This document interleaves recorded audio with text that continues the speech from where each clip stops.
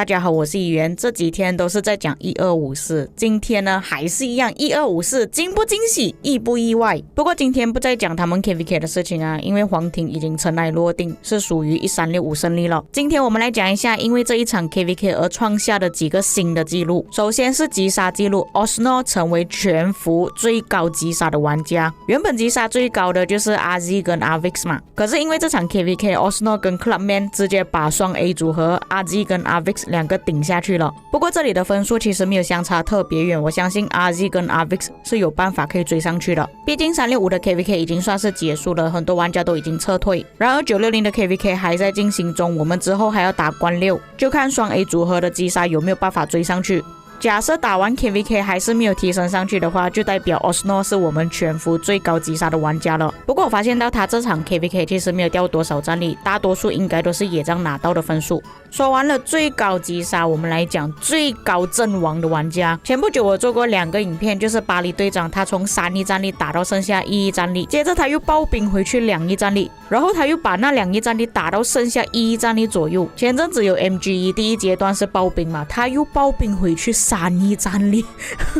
这个人啊，他到底是要干嘛的？他怕我们不知道他在爆兵，而且是用宝石爆兵，他就把这个画面录下来了应该是把他那天剩下的宝石全部拿去爆兵了。那么那天我做的列表最高的阵亡是 2.8 亿，也就是他自己。结果打破纪录的也就是他自己，现在已经突破3亿了，总数有 3.2 亿的阵亡。那 KVK 已经结束了嘛，基本上他的战力应该是不会再掉下去了。所以目前我们看到他的战力还有剩下 1.5 亿，反兵的话至少可以回去3亿4亿左右。从开局看到他的击杀呢，原本有305亿，现在有357亿了，提升其实已经算是很高了。不过对于上一次960那一场 KVK RZ 跟 Avix 他们在一个赛季里面打了100亿击杀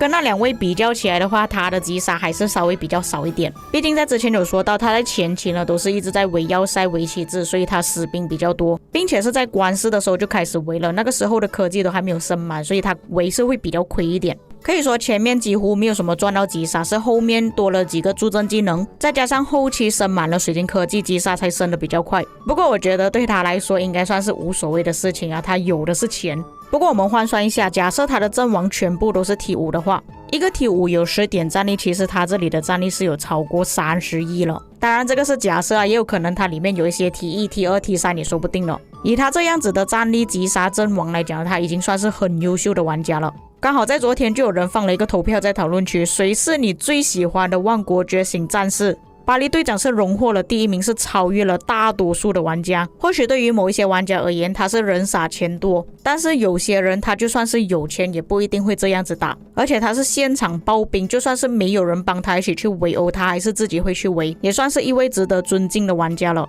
在讲完了全服阵亡跟击杀最高的玩家之后，我们来讲一下这一场 KVK 战力掉最多的玩家，并且他这一次掉的战力是全服掉的战力最高纪录。这个人就是Yoda了，他这一场 KVK 是总共掉了8亿战力。试想一下，如果你要破他纪录，要就是你一边打一边爆兵，一边打一边爆兵，否则就是你原本就有超过8亿战力，不然你是没有办法在一场 KVK 里面总共掉了8亿战力。你们不要以为我开玩笑，给你们看一下前后对比他原本的战力跟现在的战力。在我最后一次的截图是有18亿2270万的战力，现在就刚好10亿左右。那其实我在前几天直播的时候，他还有10亿多一点点，不过我觉得他的战力应该不会再掉下去了。因为我在昨天去侦查他的时候，刚好他在运送资源给其他的队友。那么现在我录音的时间呢，他是还没有飞走，也就是还没有移民的。之前有听到传闻说他这场 KVK 打完之后会跟着其他人一起移民，现在运送资源应该也是为未来打算，反正移民这些资源也是带不走的，所以他就留下来给他的队友。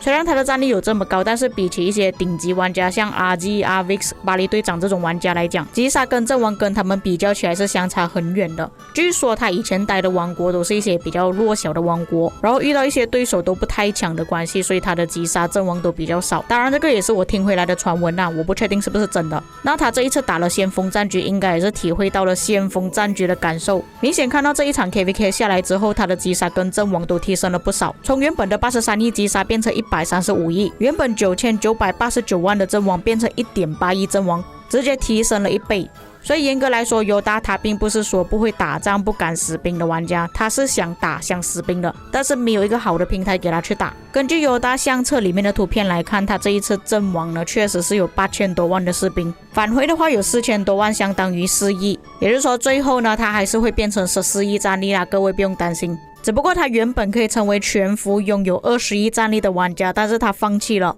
就看他之后会不会又再丢钱下去，直接爆兵爆到20亿吧。虽然他这里没有点开他阵亡的兵到底是什么兵种，可是在开场之前跟结束的时候我都有去侦查过了。这个是开场之前，开场他准备的资源，玉米有248亿，木材99亿，石料121亿，金币154亿。各位不要感到惊讶，先锋王国确实是要准备这么多资源的，尤其像他这样子打仗的玩家，需要准备的资源还要更多。不过各位应该也可以看到，他拥有的兵种全部都是 T5 所以他不存在可能会死 T1 啊 T2 T3 之类的。这是我最后侦查的报告，总共剩下15亿的木材，25亿的石料。不过这份报告我在侦查的时候，就是刚好他在运送资源的时候，有可能他要把资源全部给运出去了，原本可能剩下更多也说不定。各位也明显看到他的兵力是降了1半左右，但是工程车是有提升的可能他的工程车没有死，那再加上这几天的一直不断训练兵种，可能是因为这样工程车又提升了，那他的 T1 3个骑兵呢是没有死的。前后对比计算下来呢，他总共是阵亡了7000多万的兵，但是我有讲过嘛，他可能中间每天训练都有报些兵，像一些驻地任务也是需要报兵，有可能他是完成那些任务用来报兵也说不定，也足以证明他截图的阵亡呢，确实里面全部都是 T5， 也是有8000多万的士兵了。比较一下原本记录的保持者亚老，犹大的阵亡开销到底是花了多少，需要用到多少的宝石。不过我们严格算起来，其实这一次巴黎队长他的阵亡也算是蛮多的，从原本3亿变成1亿嘛，所以这边已经阵亡了2亿，然后后来又爆成2亿，又阵亡回去9000多万1亿左右，后来爆到3亿又变成1.5亿。粗算下来，巴黎队长他这一个 KVK 应该也是死了大概4-5亿左右啦，不过还不足以打败尤达的记录，这个是8亿啊，8亿是什么概念啊各位？虽然我侦查到他城市里面拥有的资源好像很少，不过在前不久他有截图自己的书包里面拥有多少的资源。那你们现在看到画面好像很少资源，是不是？我第一眼看的时候也是以为很少，但是你们看他数目最大的资源到底有多少个？都是超过几十万了，我计算下来之后真的吓一跳了。你们知道他的资源总数有多少吗？总共有4213亿的资源，1000亿资源，4000多亿的资源。